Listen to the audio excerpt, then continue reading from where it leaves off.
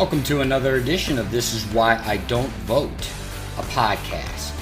Your safe space to discuss sports, politics, social issues, and religion, where we will take it all very, very seriously, but not too seriously.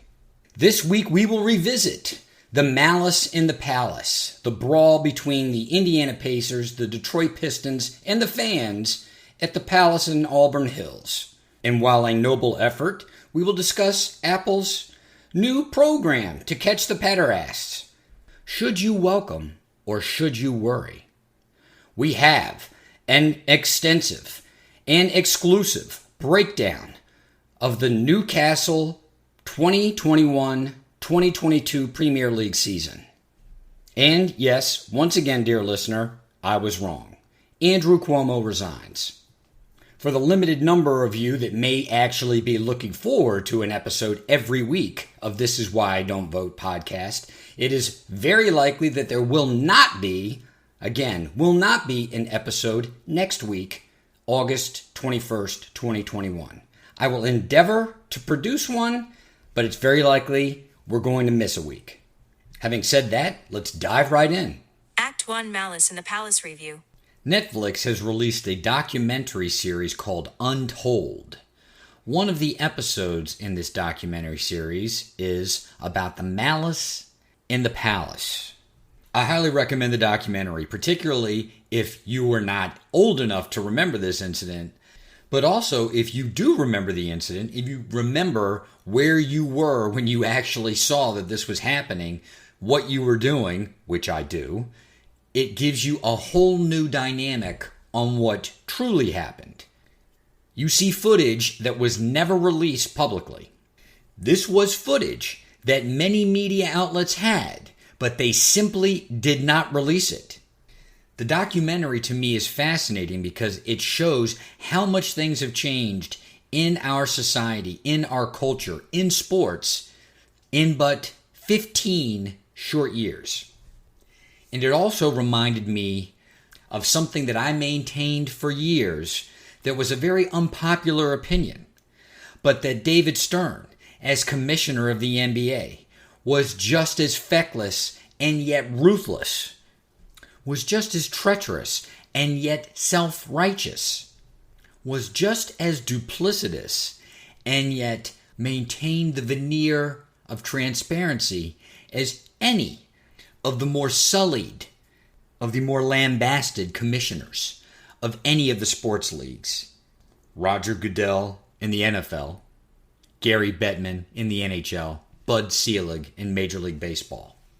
Stern was every bit the same tool of the owners, of the actual league. Stern in every opportunity used the players to promote the game and yet would turn on the players when he felt it was in the best interest of the game. And what does that mean? The best interest of the game? Well, of course, the best interest of the owners, of the teams in that game. The best interest of maintaining corporate sponsorships, of guaranteeing the flow of those advertising dollars. Although the documentary does a good job, and although probably anyone listening to this remembers clearly, the Detroit Pistons in the 2004 season had won the NBA championship. Now, as we know, the NBA season goes throughout the course of the winter, so that would be the 2003-2004 NBA season. Coming into the fall of 2004, the defending champion Pistons were still a very good basketball team. Their rival in the East at the time were the Indiana Pacers. The Indiana Pacers, of course, were the team that the Pistons felled in the Eastern Conference Finals in that very season, the 2003-2004 season. This was the first game of the regular season where the two played. And they were playing that game in Detroit, Michigan. So it was set up to be an exciting basketball game. I actually remember where I was when this basketball game was being played. I lived in Denver, Colorado at the time. I was younger, a sprier man.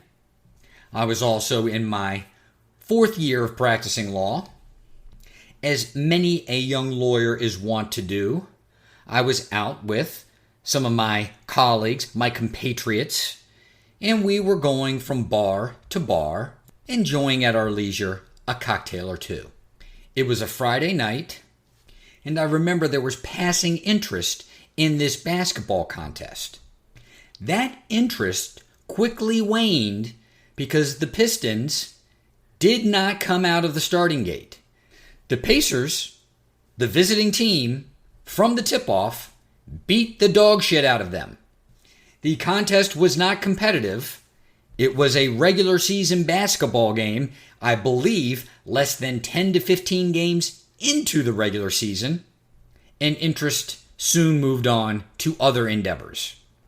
I remember specifically walking from bar A, or bar Y, bar Z, if you will. I was quite the sport back then. And seeing the attention of this new establishment's patronage, the attention of every patron looking up at the television sets. Think about every time you've walked into a restaurant or a bar. There may be a level of the clientele that are fixated on the television, that are fixated on the televisions.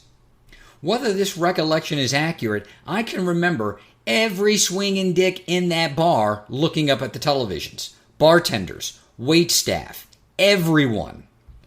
And I saw Ron Artest and Steven Jackson in the stands of the Palace at Auburn Hills fighting fans. And a melee ensued. I, like everyone else, was fixated. I, like everyone else, watching through the lens of a camera, felt like I knew the entire story. I knew exactly what was happening. But in a fracas of that magnitude, it cannot all be captured, and it cannot all be captured in great detail by the lens of one camera. As this documentary evidences, not only did I come away not knowing the full story, but the conclusions that I drew from what I thought I did know from the story that I believed was accurate were faulty. And these conclusions are not only an indictment of me, they are an indictment of us. They are certainly an indictment of the media, but they are truly an indictment of one David Stern. Now, how did this all precipitate? As I stated, the game was ugly, it was not a competitive contest, and the Pacers held court throughout. What we were not made aware of as fans contemporaneous to this event happening, and what has been withheld for 15 years, is the fact that all of the people in the lower sections of the stadium had already left. Again, dear listener, this is the Detroit Pistons team that's coming off a championship, playing their arch rival in the East. This is the first contest between the two since the Eastern Conference Finals. The stadium was packed. It was a Friday night. It was a nationally televised game on ESPN. The stadium was packed. Well, by 2 or 3 minutes left in the game, all the people in the lower sections, all the people who have paid thousands and thousands of dollars for their seats, they've left. They're gone. And as any enterprising sports fan is wont to do, once you see all of the rich people leaving those prime seats, you move down.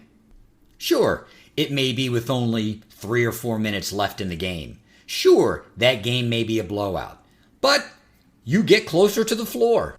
For those few minutes, you get to see the action up close, like all the Richie Riches do. And basketball is unique, particularly the National Basketball Association, NBA basketball. Fans are closer to the actual athletes, the athletes in play, than any other sport. You can watch on the documentary. You can watch all of the pores descend. That's right. All of the pores, all of the fans in the upper section, all of the fans who have likely never sniffed those first 6, 8, 10 rows next to the court. They descend down. Shall I repeat it? The defending championship Pistons on a Friday night playing their first game at home against their Eastern Conference rival, the team that they vanquished in the conference finals not 6 months prior. Like this young soul, on that very same evening, several of those individuals had imbibed alcohol. I know, dear listener, it's shocking. The normally stoic, puritanical, docile, timid residents of the city of Detroit, they had broken out of that shell and they had imbibed some alcohol. It also turns out in a very safety first, let's take precautions, high-level risk management move, there were 3 to 4 police officers on duty in the arena. Artest commits the foul on Ben Wallace. Everything escalates. The video speaks for itself. And yes, in the documentary, you'll see actually all of the video, not what you saw on ESPN 10, 50, 100 times, 72 to 96 hours after the event occurred. And then for month after month after month thereafter. 3 big takeaways that I actually wanted to comment on.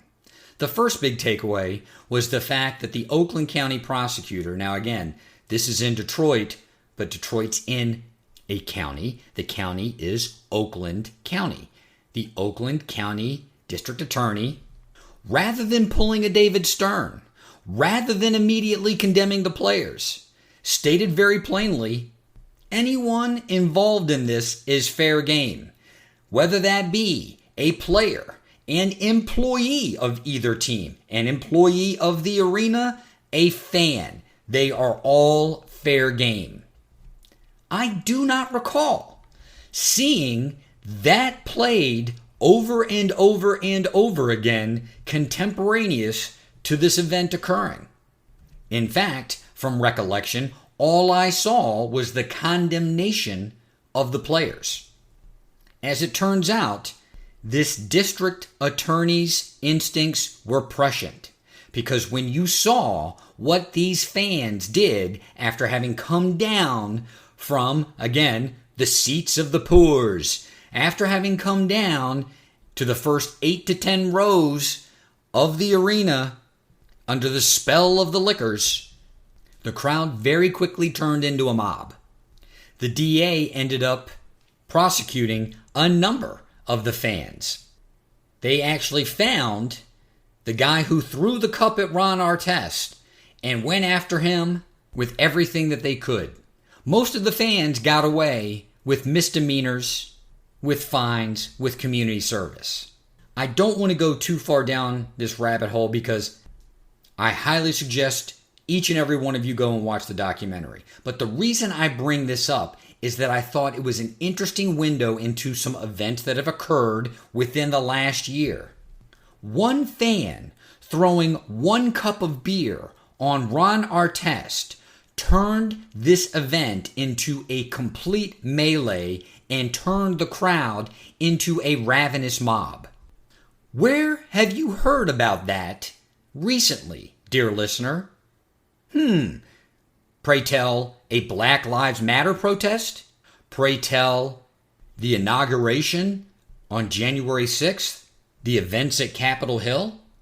We're all looking to condemn one another, to condemn different elements of our society depending on these events. And you see in real time during this documentary, if this one person doesn't throw from the stands onto the court a cup of beer, none of this happens. The melee doesn't happen. The Pistons likely leave the court having been beaten down by the Pacers. The Pacers leave the court victorious, glorious, having exacted some revenge for the loss in the Eastern Conference Finals. And who knows what the fortune of these teams would have been over the course of that 2004-2005 season. To me, it just shows how disingenuous authorities can be when it comes to crowd control, what actually happens to incite a mob, and then what needs to be done about it in the aftermath. Look at the fires occurring all across this country right now. Look at what authorities will say with relation to those fires. Look, you can't even flick a cigarette out of a car window. You can't light a campfire and leave a smoldering twig. You can't light off a firework. That one small spark can create a huge inferno. Folks, that's true. And you know how I know it's true? Because I actually watched it occur on video during this documentary. One small spark can incite this huge inferno, whether it be a forest fire or a crowd full of people. We are all so eager to get to the bottom of it. We're always going to get to the bottom of it, aren't we? We're going to figure out exactly what happened during these Black Lives Matter protests. We're going to find out exactly what happened during this January 6th incident and how these things got out of control. No, we're not. It could have been one simple act of one asshole in a Black Lives Matter t-shirt throwing a brick through a window. It could have been one of these idiots using rappelling equipment to go up the side of the Capitol building. These small sparks can ignite an entire crowd. And when we don't get the answers that we want, when we don't get this grand conspiracy, we will invent one. And that leads me to the second point. David Stern. David Stern may be as nefarious as any of the other commissioners in any of the other leagues, but he's a hell of a lot smarter. David Stern has always had much higher public relations savvy than any other commissioner. He has always been adept at communicating that the fans and the corporations are the partners of the league and the players are the enemy. It's a very interesting contrast because, as I stated earlier, in no other sport can you sit so close to the actual play than in basketball, and particularly NBA basketball. And you want to know why it's NBA basketball? Because the league, the teams have promoted as much. Look how much money you can pay. Look how closely you can sit next to the action. You can sit next to the players. These players' vulnerability is a marketing tool, is an asset, is a commodity. No other league, no other commissioner has commoditized that vulnerability like David Stern did in the NBA. It is a masterful selling point, but it is also masterful because you can very quickly then turn that player's vulnerability against the player in service of the fan, in service of the corporation. When you watch all of the video of what happened during the Malice at the Palace, team security, venue security, the actual police department completely failed in their duties. The players on the floor were entirely and totally vulnerable. From the videos that were shown on the TVs at the time this event was going on, you just didn't see the scope of how easy it was for fans to completely overtake the situation, to come down onto the floor and actually approach the players.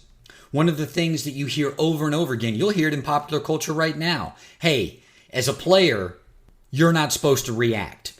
You're not supposed to go up into the stands. You're not supposed to do any of these things. This is the most hypocritical mentality that exists, not only in sports, but in popular culture. This is your shut up and dribble the ball type argument. You are an entertainer and nothing more. And when we as fans decide that there's no wall between you and us, then there's no wall. In any other scenario, under any other circumstance, these are the type of people who would stand their ground. These are the type of people that wouldn't give up their guns unless you pry it from a cold, dead hand. These are the type of people who would advocate for defending oneself if you were in any other environment and someone threw something at you. But these athletes, no, they just have to take it. Well, guess what, dear listener? This attitude predominates most sports fandom. And because this predominates within the mind of the sports fan, hell, David Stern's just going to lean right into it. Stern isn't going to do anything to compromise the relationship that the game has with its fans. Or more accurately, Stern isn't going to compromise the flow of money into the coffers of the owners. So it's much easier to simply turn on the players, which Stern did over and over again, in order to satisfy the demands of the corporations, the advertisers, the fans. You see, today, the league is much more cognizant, that the league is much more proactive in actually shielding the players from fans that are going to take such liberties. Back then, not 15 years ago, the league straight didn't give a damn. There was a man named Robin Ficker. Robin Ficker was an attorney in Washington, D.C. Robin Ficker had courtside seats behind the visitors' bench when the Bullets were the Bullets in D.C. And he would sit behind these players on the visitors' bench and he would scream at them for 3.5 straight hours. When the book Jordan Rules came out, Ficker, with a copy of the book, that was not an authorized biography of Michael Jordan. That was quite an unflattering book when it came to Michael Jordan. Ficker sat behind the visitors' bench and throughout the course of a basketball game between the Bullets and the Bulls simply screamed the book at Jordan. Consult your YouTube. It is popular. You will find it within a few keystrokes. Robin Ficker, Michael Jordan. Watching this documentary, I wanted to remember the incident the way I remembered the incident. Namely, that Ron Artest was crazy as hell, that he was the last person in the world that should have been on a basketball court, and that he was a maniac running into the stands to confront the fan that he thought threw a beer at him. I simply don't feel that way. I can't sit here and defend him. I'm not going to defend what Ron Artest did. I want to believe that in the same situation, I would have walked away. I would not have gone up into the stands like he did. But I can say with confidence that this notion that somehow there was no rational reason, that there was no foundation for what he did, that's simply bullshit. The judgment that we're trying to cast upon him and upon the other players who were involved in this incident, it's simple bullshit. I'm a fan. I'm a sports fan. I've been to many an arena. I've been to many an event. I have screamed to the point where I could no longer talk at the conclusion of said event. I don't remember ever even having an inclination that I was going to take something and throw it at the players on the field, throw it at the players on the court. And even if I were to do that, what kind of pussy move would it have been? And what kind of pussy mentality do you have to have where you're going to do that? You're actually going to go to the length of throwing something at someone and believing that because they're in this captive space, because they're an athlete on a court, on a field, that there should be no retribution? That you have license by way of the ticket that you've purchased to do so. Maybe it's just the change in me, but that's a bitch move. That is the apex of a bitch move. Throwing something at someone and thinking they can't retaliate. They can't even react for fear of what? Of losing their job? Of being fined? The cognitive dissonance is the fact that after this all went down, we all supported as much. We supported the guy, for all intents and purposes, that threw the beer. It was basically a 90-10 mentality. 90% one side, 10% the other side. 90% of it was Ron Artest bad. Can't do that under any circumstance. 10% was, well, you probably shouldn't have thrown the beer. Re-examining this after having watched the documentary, my 90% is, who the fuck do you think you are that you can throw a beer at an athlete in a public sporting event and just get away with it? If Artest hadn't have gone into those stands, that fan most certainly would have gotten away with it. So Stern, in order to appease, in order to placate, in order to protect dollars, which is all he ever did, he suspends 2 of the Pacers players for 30 plus games and suspends another for the rest of the season. I had forgotten how good that Indiana Pacers team actually was from 2004 going into the 2005 season. This was a team with legitimate championship aspirations.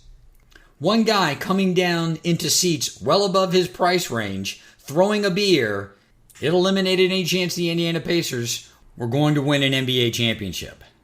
But what it did for me personally, it made me reevaluate all the things that I believe I understand, that I remember from my consumption of media throughout the 90s and into the aughts. Here I sit on this very podcast every other week throwing a tantrum about the media, where many of the things I believed I knew to be true, well, these things are based on the media, on my recollection of video that I saw, on programming that I saw, on this little moving picture tube where I saw these events transpire. Or at least, I think I did. This brings me to my third and final point. What I often saw transpiring was what I was being told to see transpiring. I was not seeing the full story. There was no YouTube. There was no Instagram.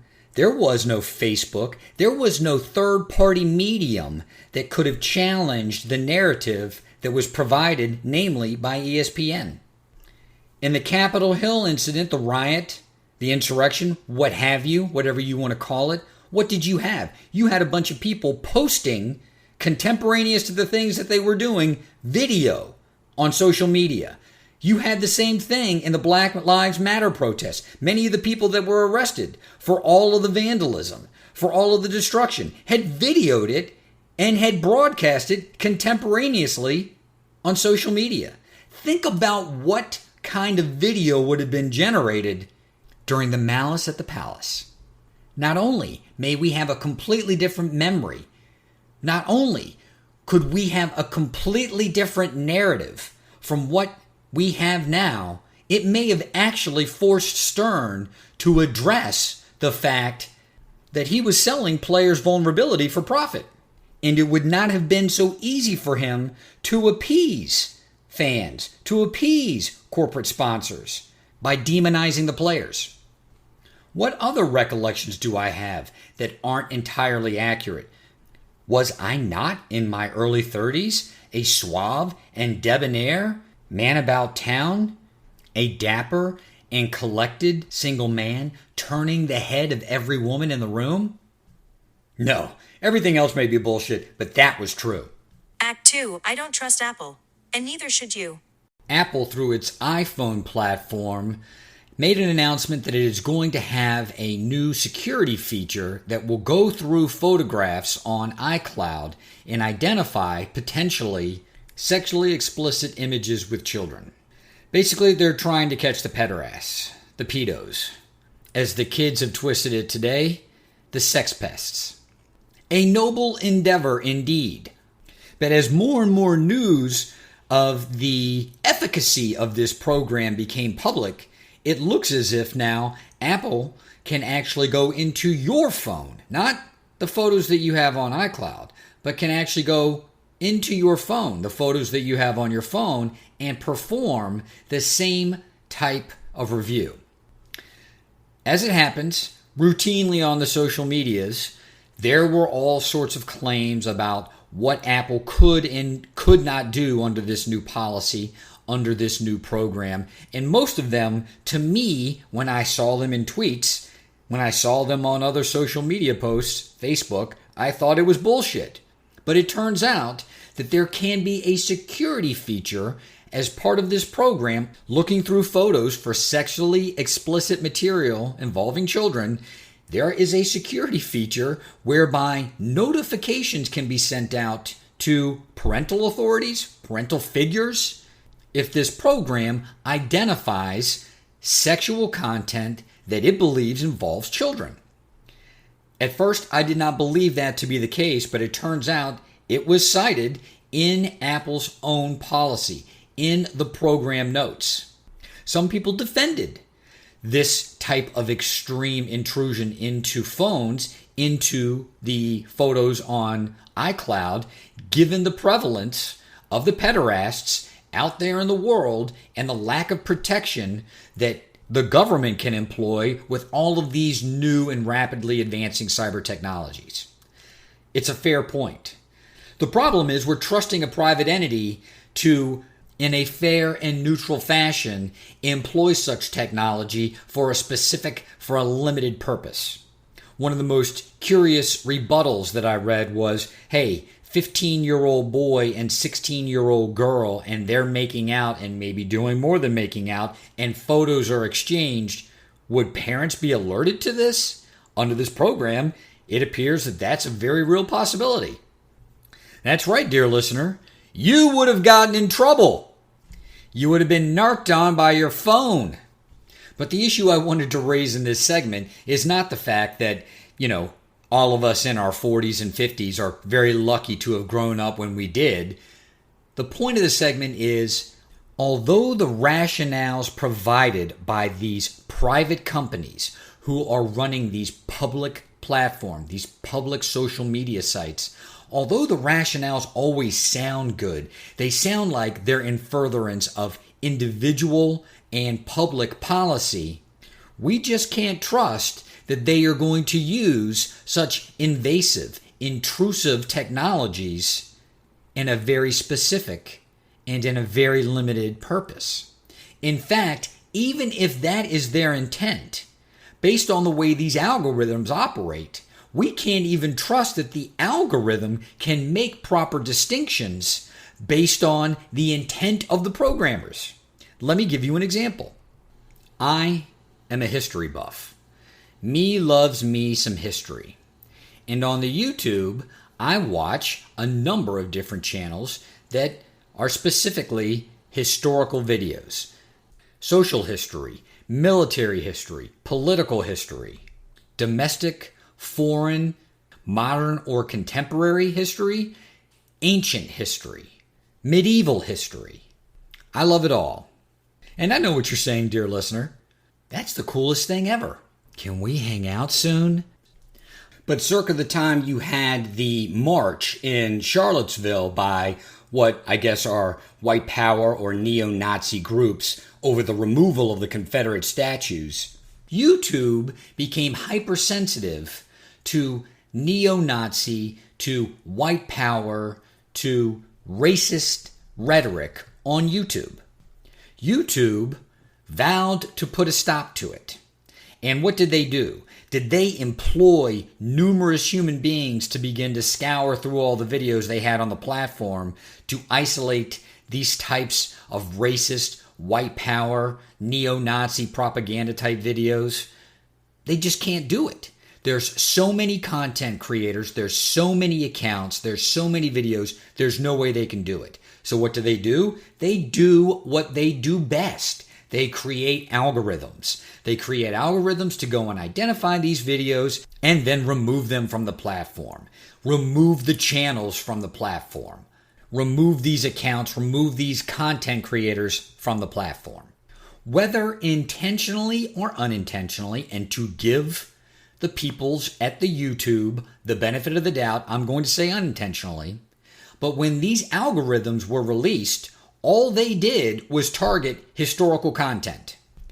Any type of video that focused on the Second World War, it got flagged. It got taken down. Any type of content creator that had content specific to the Second World War, it was flagged. That content was taken down. Those pages were taken down. These creators were sent a notice that they were getting booted off the platform. What's more is you had a number of people complaining to YouTube that the very content that these algorithms were created to identify was slipping through. There was as much racist or white power or neo-Nazi propaganda videos being put forth on the YouTube platform as there were prior to the algorithm. What's interesting about YouTube or Facebook or Twitter is that they have mastered these algorithms to continue to give us content that we watch, that we like, that we desire. It's almost as if they're reading our minds as to what we not only like now, but may like in the future. When they try to employ these algorithms for any other purpose, it falls flat on its face. They can't even come up with a program, an algorithm, to go through the library of content that they have on their platforms and specifically identify certain types of content. So I went without a number of very popular history channels that were going through this appeal process with YouTube after their channels were taken down. In reading about the scuttlebutt over this debacle, there were video game content creators, people who were playing video games and then putting that video up on YouTube. Now, I'm not here to judge. The kids seem to love it. But if you've got a game like Call of Duty that takes place during World War II and you are fighting the Germans, the Nazis, these videos were getting flagged and taken down. The point being that no matter the assurances that these private companies, these social media companies provide us, they don't know that these algorithms are going to operate exactly as they're designed. They just don't. And as much as I support they're trying to catch these pederasts in the act, to put a kibosh on the sex preds, I'm not sure that I want there to be a program out there that can go through all of my photos, whether or not it's on iCloud or on my phone, and say, we'll make the distinction of whether or not this is acceptable or unacceptable content. It's likely not, but a change of a few ones and zeros, and that program can be used for a multitude of purposes far outside of catching the sex pest. I've seen a number of the media pundits, the people on social media who are just very active, they cite to Apple refusing to give the FBI the password to those two jackasses that ended up shooting their office building as a terrorist act. I believe that incident was in 2014, 2015, maybe 2016. But it was recent history. And Apple steadfastly said, look, if we give you the password to this phone, we're opening up Pandora's box. In Dante's Inferno, I don't know where terrorist compares to sex pest, but I'm sure they're down there in the 7th, 8th, 9th concentric circle of hell. So I'm not sure why Apple feels motivated to employ such an invasive program, an invasive technology now, where they didn't have the inclination to allow access to a phone to an authority but 5 years ago. And as much as I might distrust the police with this type of technology in their hands, I certainly have no more trust because it's now being employed and held by a private company. Keep your grubby ones and zeros off of my photos, Apple. Act 3 Newcastle Preview for the upcoming Premier League season. The Premier League season starts this weekend, dear listener, and I decided to have a Newcastle season preview to break down the upcoming campaign. I hope they don't get relegated. I hope they get sold. That is all. That is all a Newcastle fan can truly hope for. Act 4. I was wrong again. Cuomo resigns. I think the most apropos analogy that I heard through the Twitterverse, through the Facebook meme, through Instagram was that Cuomo, as governor of New York, was going to go out like Tony Montana at the end of Scarface, an army of men with automatic weapons storming the castle as he brazenly snorted cocaine, or to be more specific to Cuomo, as he brazenly grabbed pussy, and firefight ensues. As I've proven over the course of the 26 episodes I've done this podcast, I do not know what I'm talking about. Once again, I was wrong. On his part, I think that this is actually a wise decision because the impeachment of Cuomo, the trial of Cuomo, was going to be a hell of a lot more nefarious, a hell of a lot darker, was going to be more scandalous, was going to be more vivid of the impeachment trials of one Bill Clinton or one Donald J. Trump. The media, for sure, is disappointed in this outcome because the spectacle that would have been the impeachment and trial of Andrew Cuomo would have been the stuff of the wet dreams of every producer, every news actor, every owner of a news outlet feeding endlessly the 24-hour news cycle. What will become of the Cuomos? One is now a disgraced public figure that is likely going to face a number of lawsuits. The one I'm actually most interested in is the lawsuit filed by his publisher trying to recoup the $5 million that was paid for a book that is no more authentic, that is no more true, that is no more nonfiction than Harry Potter or Lord of the Rings or Game of Thrones. And what about the little brother? What about Fredo? By the way, saw the video this week. It's out there on YouTube, I believe, and perhaps Instagram, of some random guy calling Chris Cuomo Fredo and having Cuomo freak out on him. Classic. Gold, Jerry. It's gold. Please go and check it out. But I'm interested to see what CNN is going to do with this guy. As little credibility as CNN had as a news network, this clown had the number one rated show on CNN. Chris Cuomo was the lead clown, the lead attraction in the circus that is CNN News. Now, here I am going to predict the downfall. I never thought Fox would get rid of Bill O'Reilly, but there does come a time when all of the media hype, when all of the 24-hour news network cycle, when that is actually focused on one of the people who is front and center on your network, well, you can't have that. It is not true that all attention is good attention. All publicity is good publicity. No dignified, self-respecting, educated, articulate, well-read individual thinks that A, CNN is a credible, legitimate news outlet, and that B, Chris Cuomo is a credible, legitimate journalist, or even a reporter for that matter. But you can't have the whole thing be a clown show, have everyone constantly talking about the fact that it's a clown show, and think that that's going to turn out well in the long run.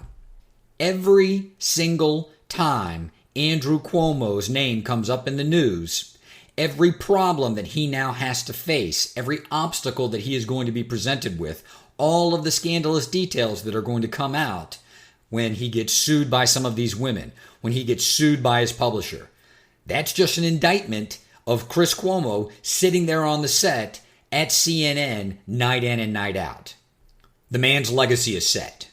Given my track record here at the podcast over the course of the last 26 weeks, of course, this will not happen. The man will probably stay an anchor, if you could call him that. I should probably say the man will be a news actor at CNN for the next 10 to 15 years, and there won't be another word about it, at least from the mouths of anyone who works at CNN. In that same vein, the owners of CNN, producers at CNN, news actors at CNN will lament, will cry, will gnash their teeth about how people no longer find the news media credible and are looking to more alternative, to more radical sources of information, and they just don't understand why. Cognitive dissonance at its finest. This is Why I Don't Vote, a podcast.